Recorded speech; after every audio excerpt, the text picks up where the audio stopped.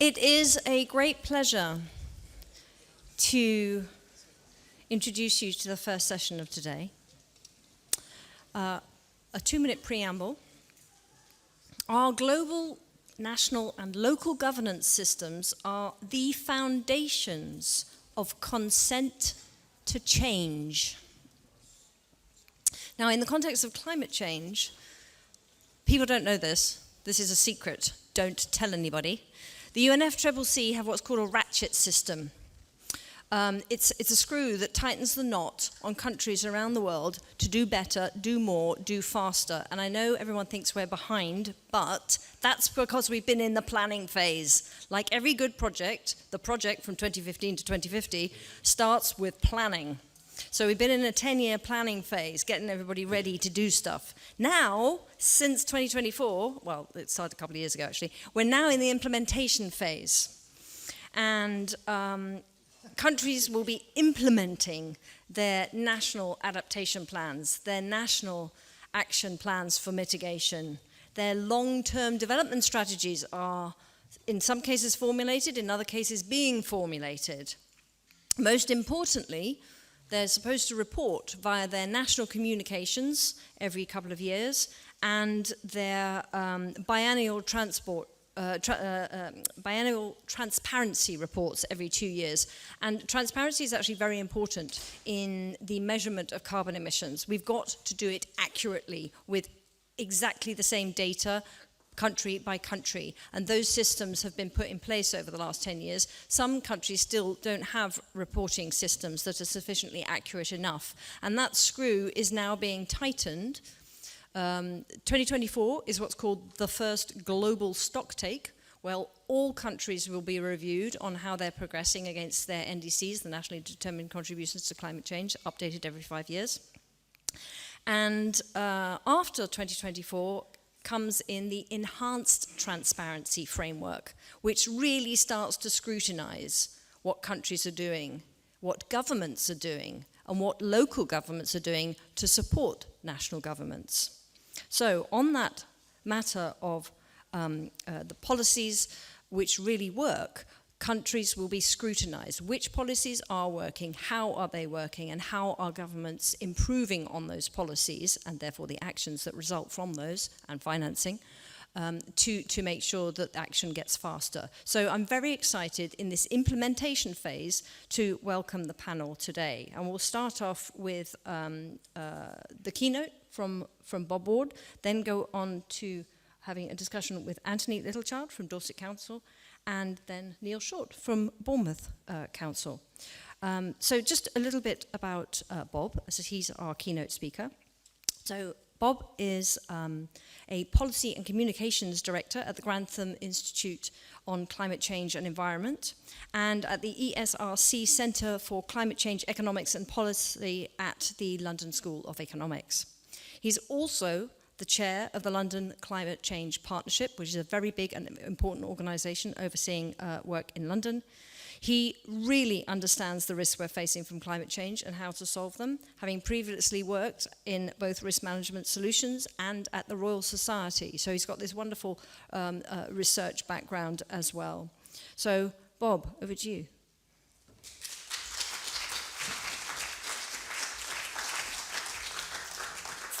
Thank you very much indeed, Catherine, and I hope my slides are going to come up. So let me tell you a bit about me. I'm based at the London School of Economics, as Catherine mentioned, but I'm also, since Wednesday, the Vice Chair of Burton Bradstock Parish Council. So I come, thank you very much. It's probably the most daunting and exacting position I've ever had. It's giving me a real insight into, thank you very much, Catherine, giving me a real insight into the challenges of implementing policy at a local scale, and I look forward to getting into those discussions shortly. But my task here this morning over the next 15 minutes is to set the international and national context for the day, and it's a warm day here, and I hope you all stay hydrated throughout the day. Make sure you get plenty of fresh air. You will have maybe seen that the Met Office announced that this is probably the 6th day of temperatures above 30 degrees in the UK. We've never had that before recorded. It is undoubtedly a sign of climate change. And although for those of us who are healthy, this might be pleasant, late post-summer boom, remember that this is the temperature at which you will start getting hundreds of deaths across the UK, including here in Dorset. It's a natural disaster by any measure of these things. We will see hundreds of people have died as a result of this heat. So the climate change crisis is here and it's now, and it's going to get worse until we get to net zero emissions as a world. It just gets worse from here until we get to net zero. And that should be the focus for our efforts. So I'm going to whiz through here the context.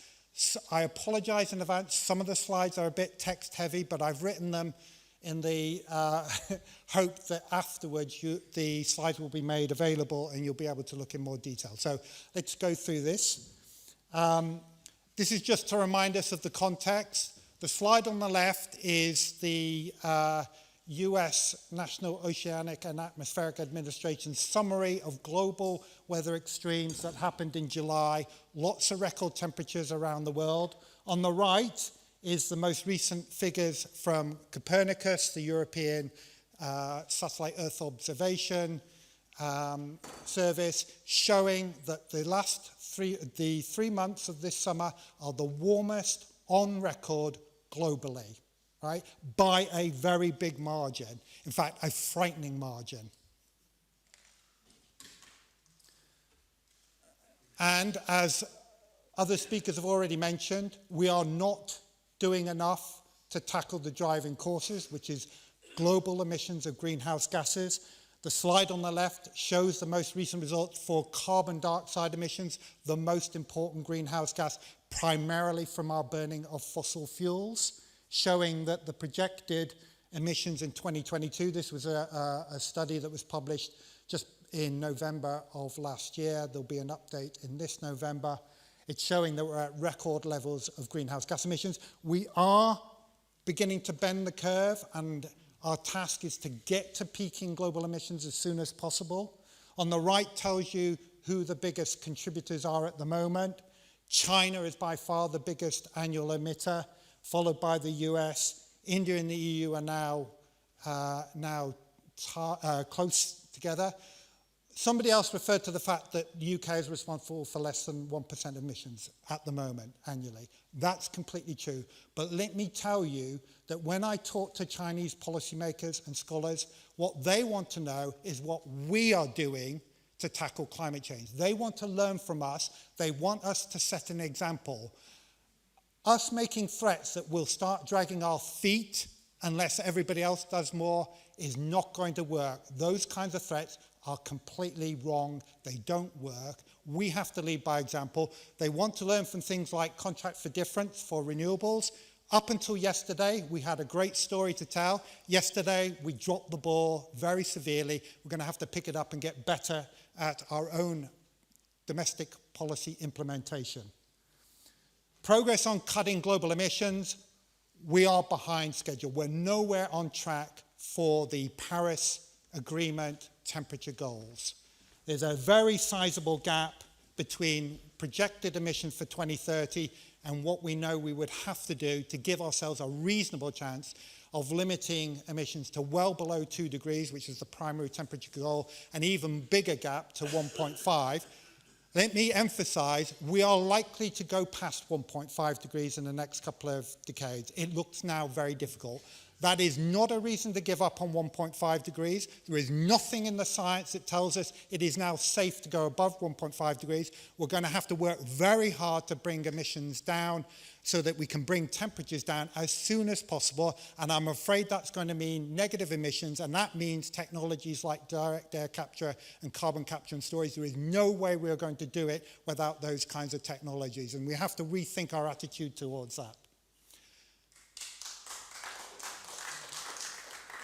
You will have seen yesterday perhaps late yesterday, the UN Framework Convention on Climate Change, the Secretariat, released the analysis of expert views that have been discussed through the UN over the last few months for the global stocktake. It showed very clearly we are not on track. And I hope that will focus the minds of every single government that is going to the UN Climate Summit. And I hope that the Prime Minister of this country shows leadership and goes to the COP28 summit at the end of November. If he doesn't go, that is an absolute abrogation of leadership.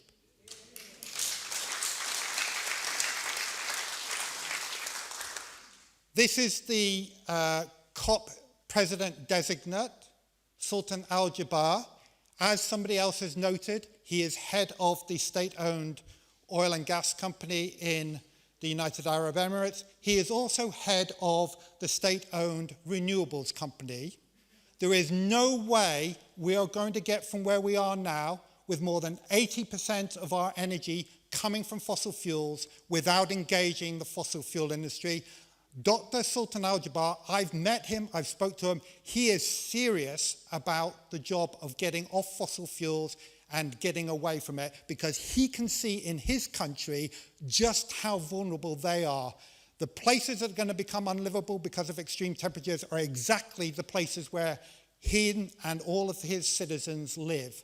This is his agenda he's laid out for COP28. It is an ambitious agenda. He will do his best to get it happen, but we have to put pressure on our government to back up this agenda and go positively and push for ambitious action and an ambitious outcome from COP28. Now I'm going to move to the UK context.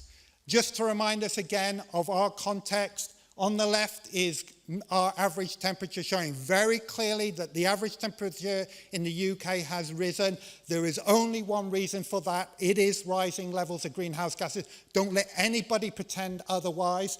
One of the other consequences of a warmer atmosphere is it holds more moisture. When it rains more intensely. It increases the risks of flooding. You can see on the right, that's what our rainfall is doing. It is going up because we're getting a warmer atmosphere. You will see here the results of the State of the UK Climate. It's published every year by the Met Office. The last one was published in July. I recommend you go and have a look at it. It said very clearly that last summer's unprecedented and frankly frighteningly warm summer, when temperatures went through 40 degrees for the first time, much to the shock and amazement of climate scientists, that can only really be explained by the impacts of climate change. Climate change is here and now. The expert body that is statutorily responsible for advising government and parliament on climate policy is the Committee on Climate Change. There is no greater authority on this issue. This is the results of their most recent progress report that was published in June. I recommend all of you read it if you haven't done. It is the most rigorous, authoritative assessment, independent assessment of our policies on climate change that you can get. On the left shows the progress we have already made in cutting emissions. We have done a good job so far in cutting our emissions, primarily from the power sector. We've got almost all of the coal off the grid, which is a success story. It's been through policy success. And at the same time, our GDP has gone up. Don't let anybody tell you that you have to sacrifice prosperity and the standards of living in order to cut emissions. That is a lie. This is the proof that you can improve the economics of our country and still cut emissions. On the right, in the middle, is comparing our territorial emissions, which is the traditional measure of our emissions, with consumption emissions. They are higher, but they are also coming down as well. We choose territorial emissions because we directly control them, but our consumption emissions are also important. But it isn't true that our emissions are only coming down because we're sending them all overseas. That is not true. Our consumption emissions are coming down as well. On the right is the CCC's assessment of how well we're doing on our emissions compared to the statutory carbon budgets. We have met all of the first 3 carbon budgets. It doesn't look like we're going to be on target quite for carbon budget 6, but we do need to do more. But we are still doing well, and this is where it's going to be difficult, because changing people's sources of electricity, they can do that without people really knowing. Electricity that comes out of your plug from a wind farm looks the same as electricity that comes out of your plug from a gas-fired power station. The next steps, where you have to get engaged and talk about people's heating, people's transport, means engaging, winning people over, persuading them, getting them on board, getting them to take part. And that's the difficult task we now face. You don't need to read all these, but this is basically the assessment of the CCC. It says we've done a good job on power. We're not doing as well on the rollout of electric vehicles and the phase out of diesel and petrol cars, but it's nowhere near the failure that some of the newspapers would like you to believe. Sales of electric vehicles are going up rapidly. We're not rolling out infrastructure as quickly as we should do, particularly in Dorset. We have lots of other areas, and lots of people have mentioned agriculture, and frankly we're going to have to get to grips with this in Dorset and lead by example. It's a difficult, sensitive topic, but it doesn't get fixed by us pretending it doesn't exist.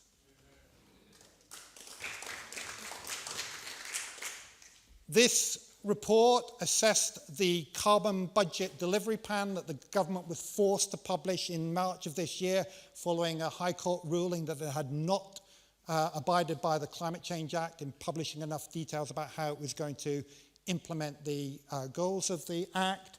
It shows that we're on target probably with carbon budget 4 and probably with 5. We're not quite there on carbon budget 6, and we need to do more. There needs to be more on the policy making side and implementation if we're going to get to the carbon budget 6 goal. This is an assessment by the different sectors. You will see that we are significantly behind on surface transport, primarily on the rollout of electric vehicles, but also on things like heating in buildings. We do need to do more. On aviation, we're also behind on a plan for how to manage increasing demand and not have it result in massive emissions. These are the main key messages from that report. I want to draw your attention to the last 3.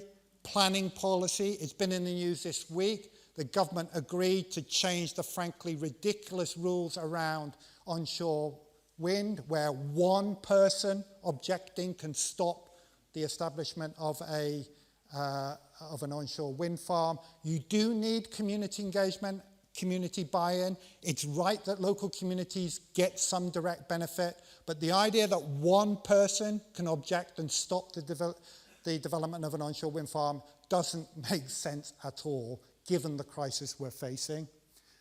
Expansion of fossil fuel production is simply not in line with net zero. It will not make us significantly more secure for our energy supplies. There just isn't enough oil and gas in the North Sea. And we need a framework to manage airport capacity. Finally, here are some of the key messages from the report. I'll leave you to have a look. And then I just want to emphasize that the public are closer than some people claim to supporting all these efforts. These are the results of the latest tracker by the Department for Energy Security and Net Zero, showing that the public understands, by and large, what needs to be done, but they need help. Let me just finally end with a call for action. We have local elections here in Dorset in May. We're going to have a general election in the next 16 months. Now is the time to engage with your representatives. Now is the time to raise it. I'm very glad to see we have an MP here who has shown that he takes this seriously, but it's time to get on board and get everybody on board. And let me say that unfortunately the voices of unreason and misinformation and propaganda are loudly rehearsing for this. Let me show you the front page of today's Daily Telegraph. It says, net zero obsession has fueled inflation. That's a lie. That's a lie. It attributes it to Mervyn King. Mervyn King does not say that, and it is quite clear that the inflation we are experiencing now and the cost of living crisis was triggered by the rise in the wholesale price of natural gas following Russia's invasion of Ukraine. This kind of misinformation and propaganda, it helps Vladimir Putin because it blames our policies for something that he did. It is despicable misinformation. We have to fight it, and we have to get people to understand that this is a crisis that we all have to act on now. Thank you.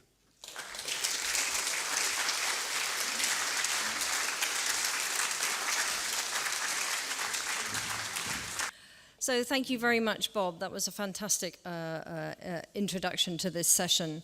I'd like to invite Anthony Littlechild to come and talk to us now. Anthony is Dorset Council's Sustainability Manager. He's worked supporting development and implementation of the county's climate strategy.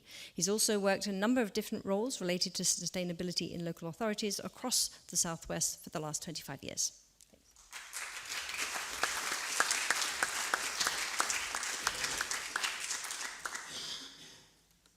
Thank you. Thank you, everyone. Very nice to be invited to come and talk today. I'm going to try and be as quick as I can. I've got quite a few slides, but I think as somebody mentioned earlier, hopefully they're going to be shared with you all afterwards. So just using the slides for give you a bit of a general feel. I want to cover three things. I want to talk about a bit more sort of lower level data in terms of what it looks like for the county. I want to talk a little bit about what the council does, and then a bit about some of the challenges we have to think about in terms of taking this all forward. So this is from the latest government data which came out this year, but it's 2 years out of date, but just shows the breakdown of our carbon emissions in Dorset. As you can see, it's roughly a sort of third between agriculture, transport and sort of buildings, largely speaking. All the topics we've talked about today. It's fairly typical for a sort of rural county, and obviously the agriculture impact will be less in others. If you compare that to other counties in the area, you can see we're equivalent to Cornwall, a bit less than Somerset and Devon, but a lot higher than BTP, which accounts for that agricultural element. In line with the national statistics we've just seen, you can see that the overall trend in emissions reduction has been good. This is just the data from 2005 to 2021. So you can see we've been on a downhill slope apart from the sort of COVID glitch or blip, if you like, in 2020. And we're still proceeding to decrease. And that trend is sort of seen again across all the other councils. Similar to the national data, we're all on that sort of downward trajectory. In terms of where those reductions have come from, it's been largely in terms of commercial side of things, industrial and waste management are the areas where we've seen the biggest reductions. Areas that are, say, fairly static have been agriculture and transport. Just to look a little bit more deeply into a couple of key areas related to that. So if we want to look at renewable energy deployment across the county, this is slightly out-of-date data, but it's 2021. Shows that overall we probably produce, or we have enough capacity in Dorset for about 20% of our electricity needs. Most of that comes from solar installation, which is where we've seen most of the installations over the last 3 years. So we've got quite a lot of solar. We've actually got, I think, now nearly twice that much in the county, but very little of other technologies. In terms of heating and our buildings, we're sort of similar to the national picture. Obviously, most of our emissions come from the use of fossil fuels for heating. We've got a fairly low sort of deployment of renewables options in buildings, about 1 2% or so. And if you look at heat pump installations, you can see that there's a sort of upward trend, and we're starting to see more heat pumps being installed, but still a very low value. In terms of vehicles, we talked about vehicles. Obviously, electric vehicles aren't the panacea of how to solve our transport crisis, but just gives you an idea of sort of how we're getting on. You can see that there's been a definite uplift since sort of 2019, 2020 in terms of electric vehicle on the road, or EVs on the road. But you can still see that new licensed cars still electric, a small proportion, but a growing proportion.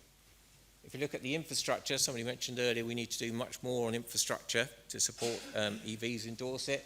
That has been increasing, and we now have quite a few fast chargers and rapid chargers in Dorset. That is sort of growing. So that gives you just a sort of broad context of the Dorset sort of side of things. In terms of the council, we declared a climate emergency, I think, at the first ever meeting of Dorset Council, after all the districts and county came together, and produced a climate strategy in about 2021, which we've just refreshed to take account of changing sort of national policy and various frameworks. So this gives you a pictorial sort of representation of our strategy. It looks at 3 key areas, which is around climate and carbon reduction, around nature recovery and biodiversity, and around climate adaptation and resilience. It covers in the centre the sort of main areas that we've all talked about today: transport, heat, energy, renewable energy, waste, circular economy, etc. But it sets in that strategy a number of key sort of targets. One is for the council itself to become carbon neutral by 2040. Another is for the council to support the county to be carbon neutral by 2050, and for us to sort of start to develop a nature positive county by 2030, with at least 30% of land in positive use by 2030. In order to implement that programme, we've sort of split our work into 2 areas. One we've called an operational programme, which is about how do we as a council reduce our own emissions, how do we get our own house in order, and the other is about how do we as a council facilitate or support that wider work across the whole of the county. So I think someone mentioned earlier on, the footprint of the council is probably only about 1 or maybe 2% of the county as a whole, but obviously through the policy structure and the policy development and the work that we do in terms of engagement with communities and organisations, typically local authorities can have a 30 or plus % influence on that footprint, influence about 30 odd %. In our internal programme, getting our own house in order, this is last year's data, and we're just producing the data for this year. There's an annual report that's produced, which is online, that you can all see sort of what's happening. But basically, we've been looking at how do we reduce emissions from our buildings, the way we use transport, street lighting, the fleet, etc., and how do we get more renewable energy installation on our buildings or for use, and how do we address nature. So last year we reported about a 26% reduction since 2019. We're hoping that's going to continue downward, but we're seeing a sort of general, as is everyone, an upward trend in terms of transport. So a lot of those reductions initially for transport came from COVID. In terms of the wider sort of programme, just to look at different areas, so in terms of sort of embedding it within what the council does, we've now got climate change as one of our 5 corporate objectives within our corporate plan. We've got a new corporate director specifically responsible for delivering on our climate commitments, set aside some capital money to help drive that internal programme, and we've been trying to gather some sort of as many external funds as we can. We've developed a new climate tool which we're trying to use in all our decision-making processes, so whenever a committee paper goes for discussion, it has to have a climate assessment now, and that gets reported as part of that discussion so that councillors can have a more informed discussion. And we're trying to do some more in terms of training staff and councillors and developing sort of Green Champions Network internally. Looking at things like what we're doing around buildings. So on our own buildings, we've been running a large investment programme. We got some money from government through the public sector decarbonisation scheme, about 19 million. And we managed to do about 350 low carbon projects across 200 buildings on our estate, which includes the installation of about 5 megawatts of solar and lots of other measures. So that's obviously going to hopefully reduce our carbon emissions. We think probably about 20% of our building's carbon footprint in one hit, and reduce our energy costs by about one and a bit million. We've got some external programs also to try and support externally. We've got a low carbon Dorset program focused on supporting organisations to reduce their carbon footprint. That provides free advice and support. In partnership with BCP and Public Health, we've got the Healthy Homes Dorset programme, which provides free and impartial advice to the public in terms of what they can do to retrofit their homes, how they can get their hands on grants, the best things they can do. And we're working with landlords in terms of how can we enforce minimum energy standards in rented accommodation. So we've got some tools out there to try and improve that. In terms of transport, there's a big rollout of EV charging in Dorset at the moment. We've managed to get some money from government for a big infrastructure change, so that's particularly trying to get infrastructure out into the rural areas. We're trying to change our own fleet over to EVs, a smaller fleet.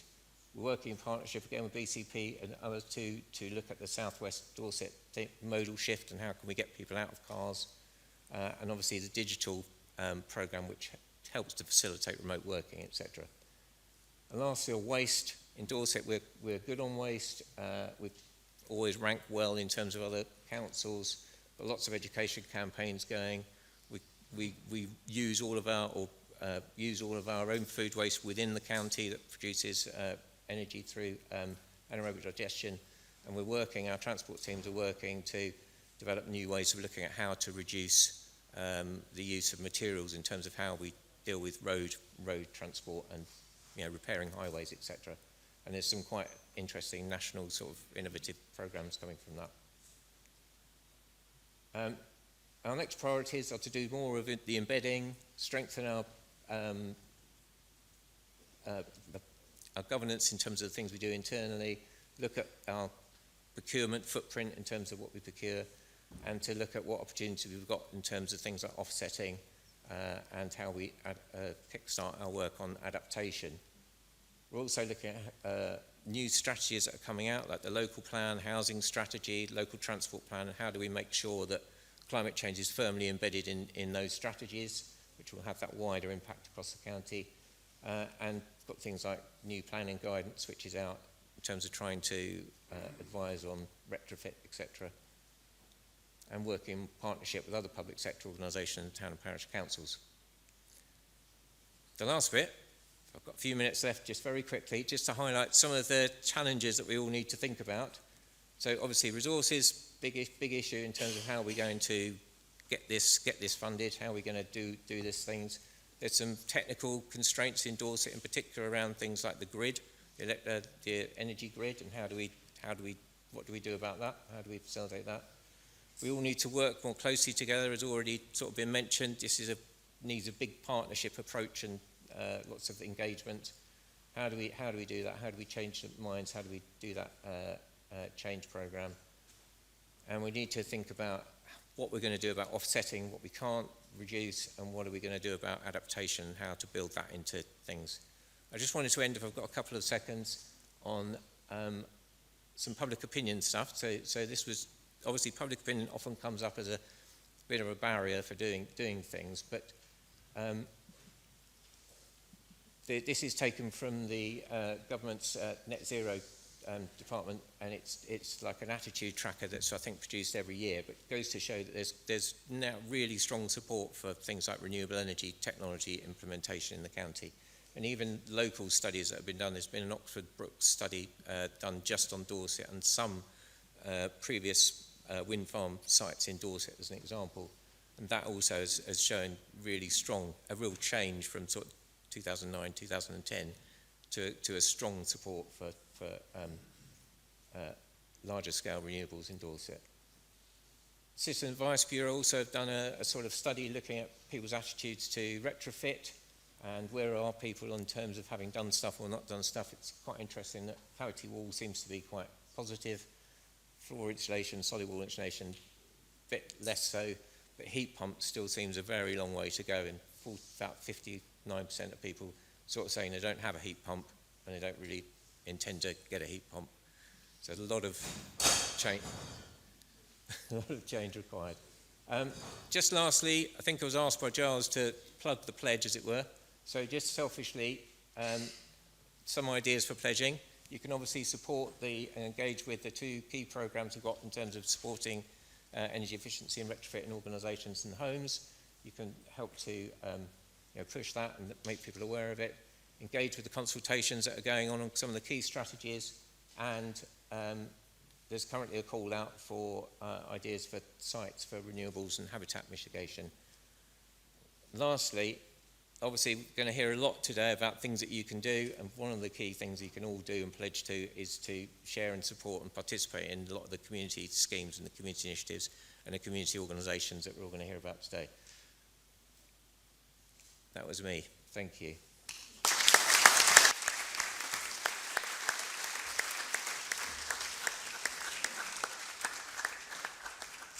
Thank you very much, Anthony. And I'd now like to welcome Neil Short of Bournemouth Council. Neil has been a member of Bournemouth Council's climate team for many, many years and has worked on education, waste reduction, home energy, and many more.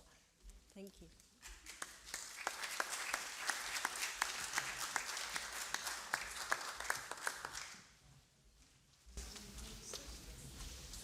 Right, thank you very much indeed. I'll take you back to the place where Anthony started as well, back in 2019. Our council declared the climate and ecological emergency in response to public pressure, the school strikers coming to the town hall and demanding that the council take some action. And remember, in 2019, we were a brand new council. That's when BCP Council was formed. So one of the very first things they did was to declare an emergency. I find it useful not to talk about emissions, not to this group because you know all about that, but in general, it's a bit of a turn-off. It's a bit scientific. People think, oh, emissions, it's science, it's gas, yeah, okay. So I tend to focus on this is what's going to happen, and as some of the speakers have already done today. And it's not that far into the future. When I started talking about this a few years ago, we had to look back decades to examples of what climate change was going to be like, what the scientists were telling us. Now, we just remember, well, today, yesterday, last week, last month, and so on. So it really is happening right now. The floods, the heat waves, the storms, we had 3 in quick succession, causing loss of life, denying tens of thousands power, so 3 of those in succession, and biodiversity as well, a key part of our emergency, the ecological word. Again, it's been mentioned already today, so I won't harp on about it, but we need a healthy natural environment if we're going to stand any chance of tackling this emergency. So what have we done? Since 2019, we compiled a list, a draft action plan, and took it to council and said, what do you think of these? And there were lots of actions on that, 153 actions. And some of them have come to pass since that time. In fact, 2/3 of our list are either finished, ongoing, or moving the right way. Things like this. We've got a green infrastructure strategy. This sets the scene for how we're going to have urban forests, urban greening, taking care of biodiversity, getting the investment to help us do those things. We have a local cycling and walking infrastructure plan. It sets out, it's another plan, but it sets out how we're going to invest in cycling and walking. And as we heard earlier from the speakers, urban areas, particularly city areas, the people living there have a much lower, significantly lower carbon footprint than in rural areas because we're in close proximity. We should have all the public transport infrastructure there. So we don't need to create such a large carbon footprint. We have schemes like LEAP.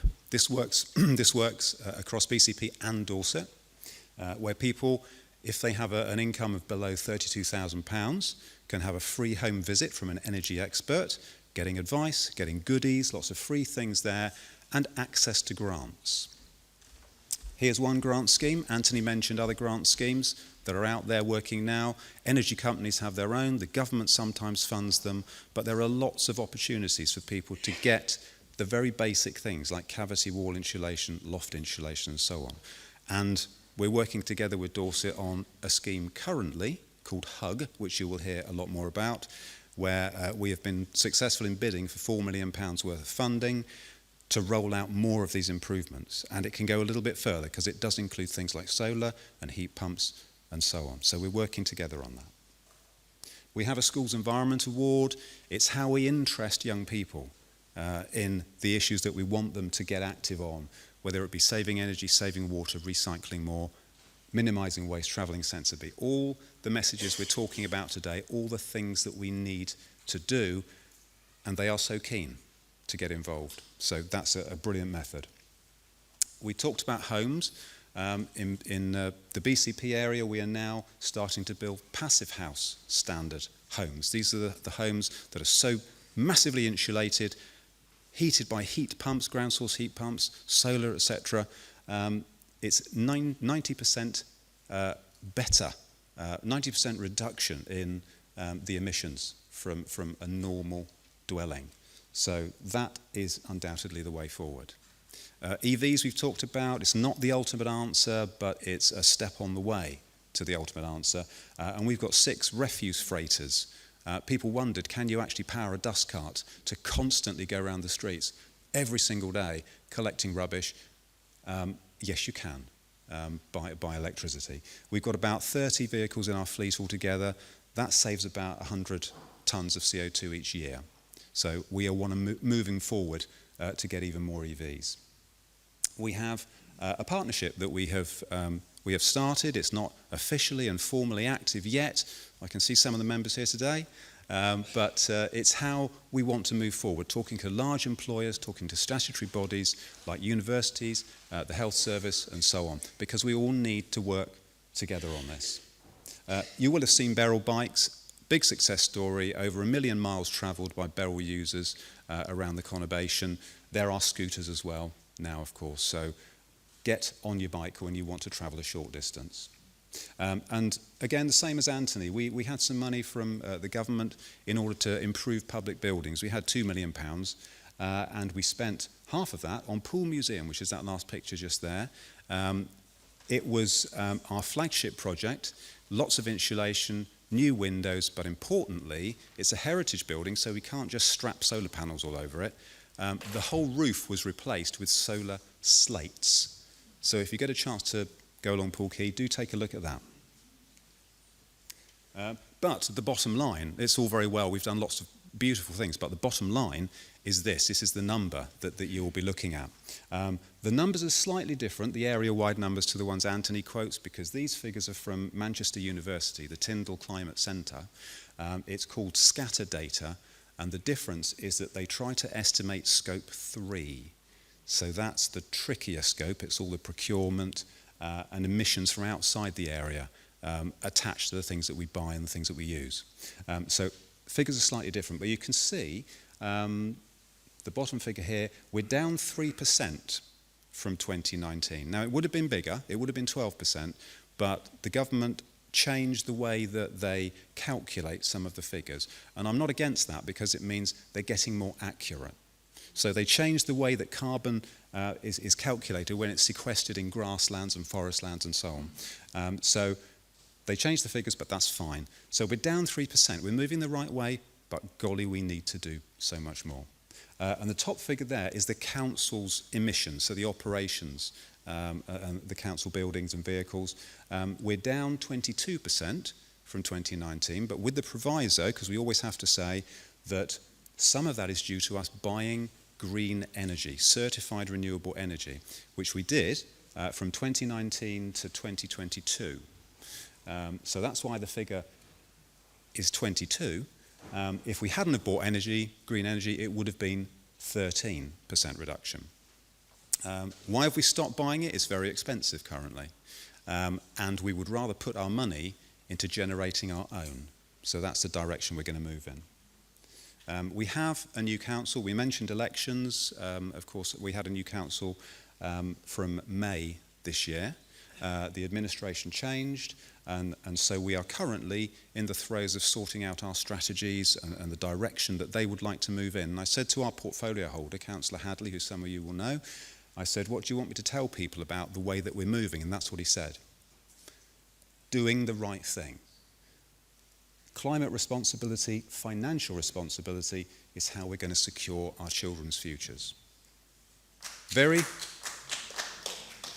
If only he were here. Thank you. Thank you so much. It's pithy, it's direct, it's no nonsense. And I think that's the direction we're moving in. And I will tell him you clapped. With that in mind, we have a new corporate strategy, because strategies is where everything starts. It's where we sort of find our direction.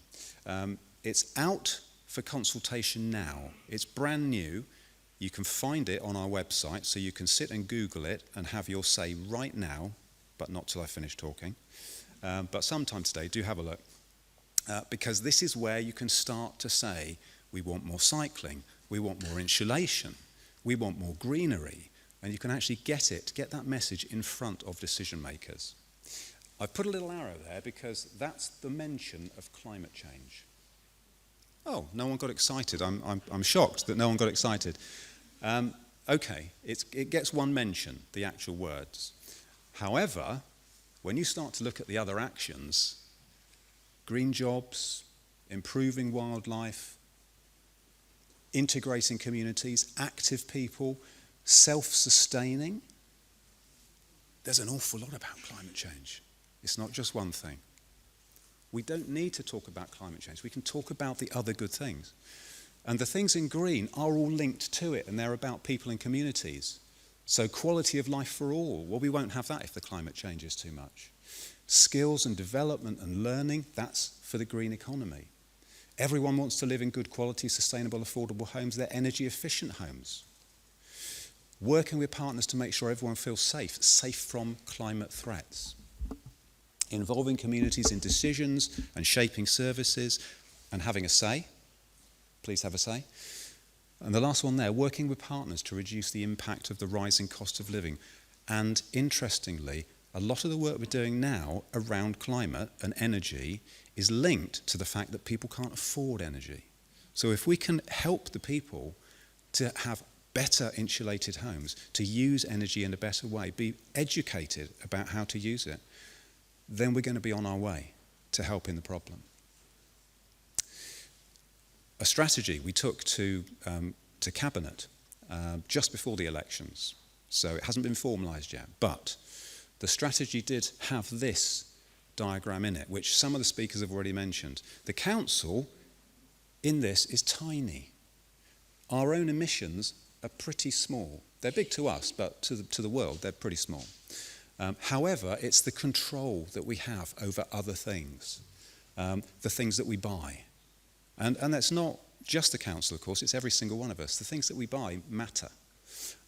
We can shape the place, yes, with our cycle lanes and our restrictions and our rules. We can do that. We can show innovative things that we've done to show other people they work, and then they can adopt them.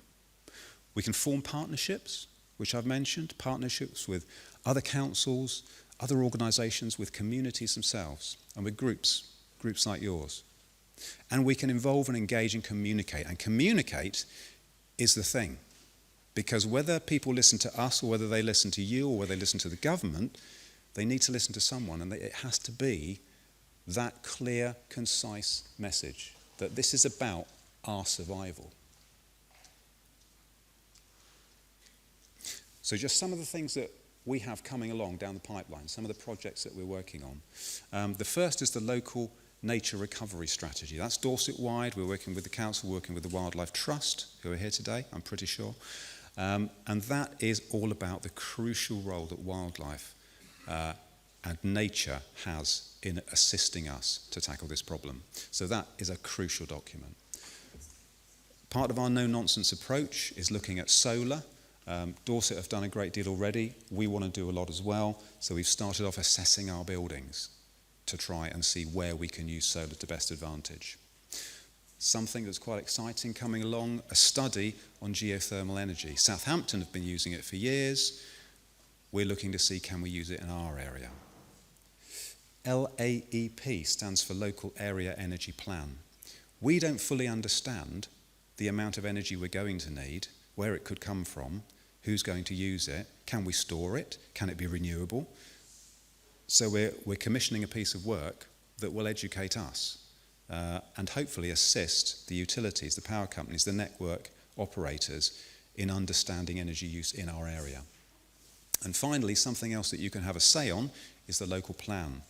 We had 3, because we were 3 councils. We are now drafting 1 plan.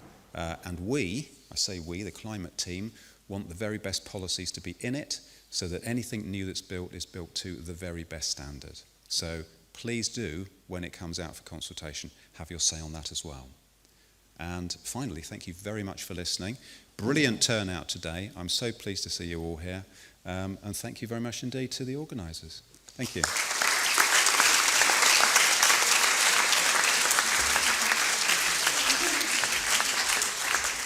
Thank you very much, Neil. Thank you, Neil. Thank you, Anthony. Thank you, Bob. We're going to have a few minutes for Q&A now, but just beforehand, we are delighted to have Tobias Ellwood MP for East Bournemouth with us today, and he has requested to make a statement. Tobias.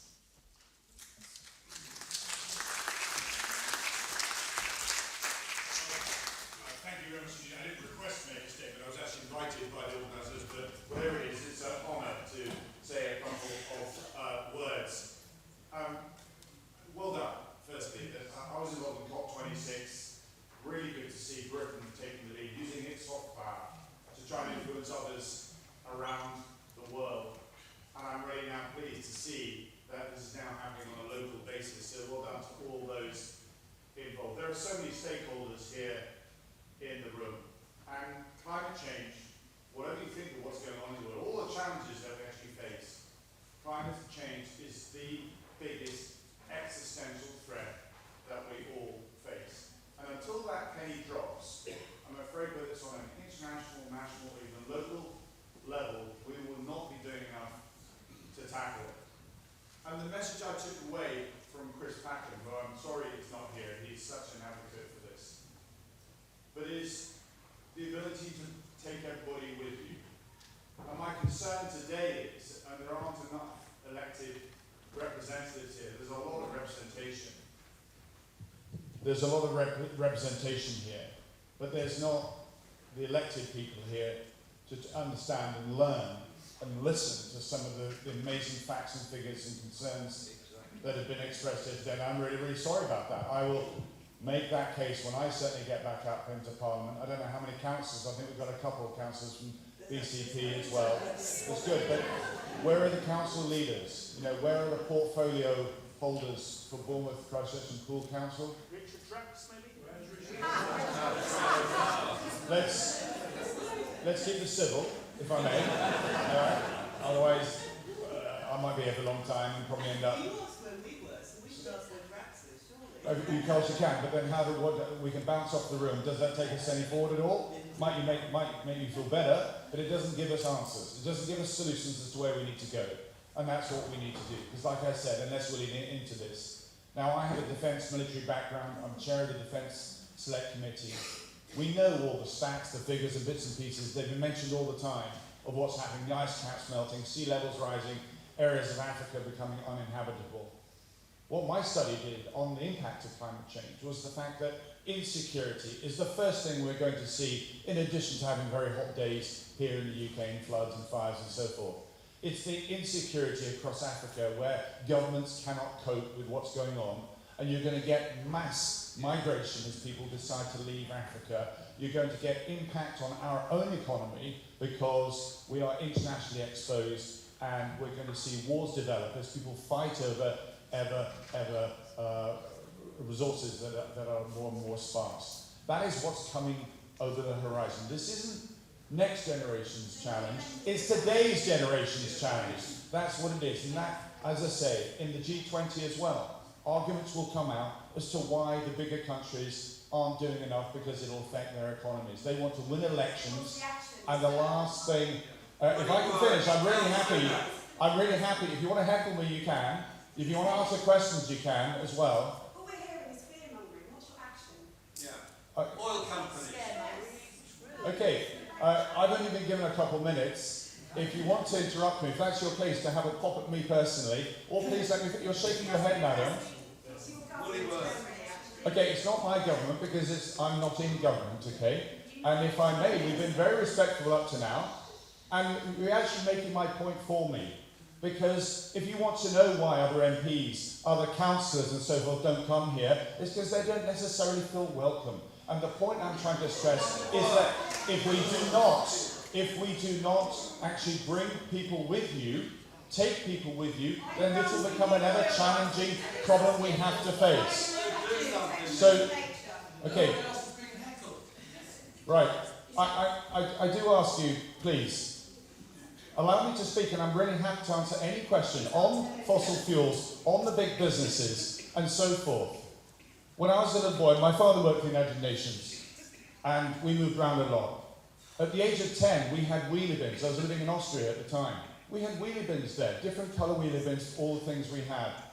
That was my first introduction into understanding what is happening to the world and why we need to do more to change it. Absolutely right. I'm not proud of the length of time it's taken my government to get to where we are today, my government. It's Britain that needs to make this happen. But us shouting at each other, bouncing off the walls in here, is not going to change or affect things any faster. We need to take people with us. We talked about Bournemouth Council and so forth. The challenge, this is a reality check in Bournemouth, for example. People come to Bournemouth, it's a tourism town. We rely on tourism, they come by car. 3/4 of visitors come by car. Yes, we want more people to come by trains, but if you use South West trains, you'll understand why they won't. You'll understand what will happen to Bournemouth's economy if somehow that all stops. So you then need a cognitive answer to say, fine, the approach right now is to build houses on car parks. Well, why not turn the car parks into totally ones that plug into EVs and electrical ones? That, for example, would be the stepping stone. That would be taking people with you at the same time. That, for me, is what needs to actually happen. I think Britain has done well, but not good enough on the international stage, but we're not doing enough on the local level or indeed the national level as well. I'm embarrassed. Okay, I'll be frank with you. I'm very embarrassed. It's taken so long with this daft issue to do with wind farms onshore. How can it be that one person is allowed to object? One person. That doesn't make sense whatsoever. So feel free to vent your anger at the Conservative government through me. I get that and understand it. The people that I have worked with, I think Sue Chapman's here and others, I've done my best to tackle things from inside. The fact that I'm here today is to listen and take things away from you. I want to actually work with you. Thank you. If you want to have a chat afterwards, I'm happy to hang around, okay? And I'm happy to learn and take these messages back. But we do need to work on this together, and it needs to be in advance where we do not alienate groups. And I distance myself from the cover. I don't read the Telegraph anymore, by the way, because they're twisting the stories as well. And perhaps this is part of the challenge as well, is that this is not necessarily generational, but some degrees it is. I'm now going to schools. The younger generation get this. They understand this. They want to lean into this. But we have some leopards that will not change their spots here. And that is the challenge that we actually have to face. But I'll end where I've begun. Time is against us. You'd have thought there's an international issue that challenges our entire existence as such, that we'd be working together. But I'm afraid the issue of climate change is actually dividing us internationally. And we see that with China, India, and to some degree the United States not doing enough. Now, I've been slightly embarrassed by the absence of Britain on the international stage over the last 5 to 10 years. I don't want to go down why that's happened, that's another debate. All I'm saying is that we do have a soft power capability in the world. We can lean into this far, far more than we should do, but we're not doing that at the moment. And I certainly will pledge to continue my work and working inside, coming to events like here, willing to take the flak. That's what MPs, that's what elected people should actually do. That's what I would like to do. So thank you very much for bearing with me. Thank you very much for listening. You want to ask a question, I'm not going to leave the floor until you've had your say. Thank you. How can this government justify issuing new oil licences? And how can this government justify the retraction and protection of nature that we're seeing, considering we are in a climate and biodiversity emergency right now? I'm not in favour of that whatsoever. The details of that are again to do with the economy. It's also probably to do with seats as well, but it is absolutely wrong. And I was shocked when we started to sort of dig coal. The answer to it was actually connected with steel, because the steel requires the necessary heat. That was the justification. But I think if we led on COP26, if we step forward on the international stage to do something quite exceptional at that meeting, and then we're taking retrograde steps back with these announcements, such as the one that you're absolutely right to highlight. So I'm very, very happy to say that that's not for me, and that I'm not proud of my government there. Please don't take the idea that because I'm standing up here and I happen to be the Conservative, that I'm going to defend everything the Conservative government agrees. If you know anything about me personally, you'll recognise I do stand up occasionally, and I get a lot of grief for it as well, against my own party. And that is the other reason why I'm here. This is the biggest issue that we face, and I'm here to help you and support you.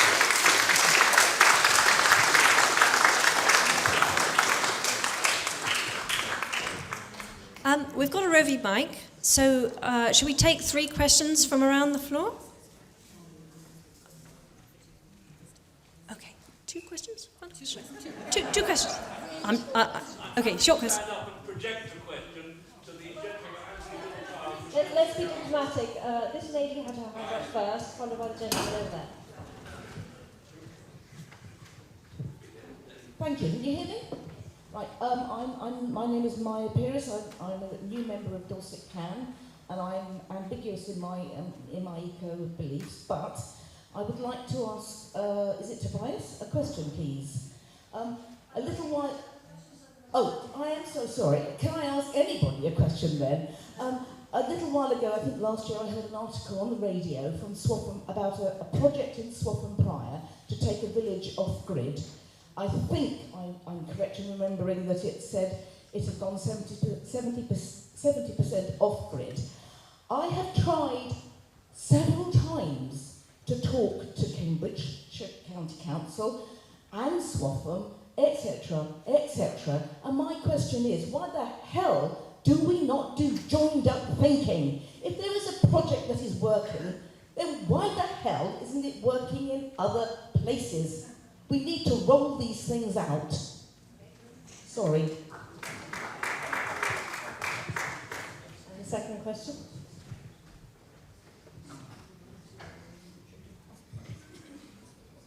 Thank you. I just wanted to ask, one of the things that, your thoughts on this issue, one of the things that really scares me right now in the UK is the politicisation of this issue, as if it's becoming now like in the United States, for example, where you either, if you vote one side or you vote the other, you either believe or don't believe in certain issues. And that really, to me, scares me beyond, in fact, some of the issues that we're seeing in real life out there in the world. And I wonder if you might give your thoughts on how we can essentially de-party politicise this issue and genuinely work together towards getting the changes that we need.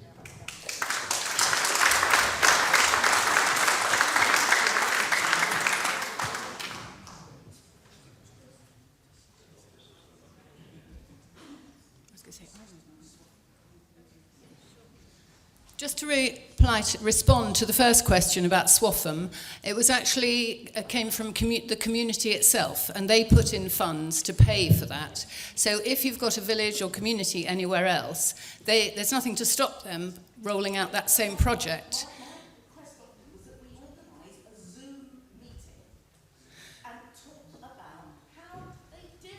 Yes, but there's nothing to stop your community or one of our organisations. Well, okay. Well, that's something to take out of this meeting, but it's a very great example to highlight. It is community action that brings forth change, and we.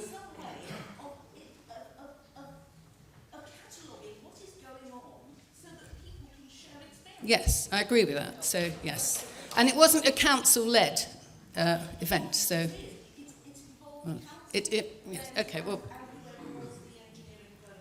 right. Okay. Sorry, we'll move on to the next response. I was just going to add to that last one. Sorry, if I may. You're absolutely right. So a lot of this can be looked at by trying to share good practice that's out there already. So we're trying to do that through some of the schemes that we're doing by producing case studies and various other things. And there are various organisations and groups that are trying to draw together examples of good examples that can be replicated and replicated and replicated. So I think it's something to think about how do we do that in Dorset. Is there a way to do that in Dorset that's a practical way? Maybe that's a decan thing that could happen. I don't know, but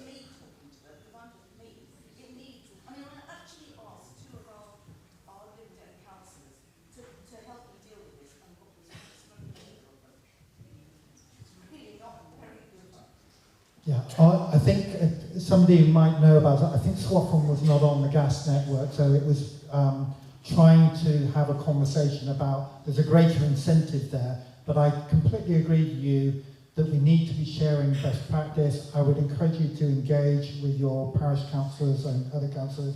They have to be the ones who kind of take this forward.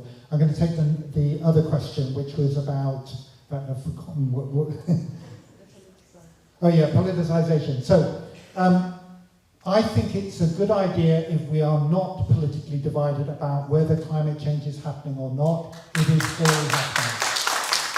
However, I do not share the view that there should be complete 100% agreement across the political parties about every single policy to do it. There's no other area of politics where you would expect agreement across all the parties. It should be a race to the top.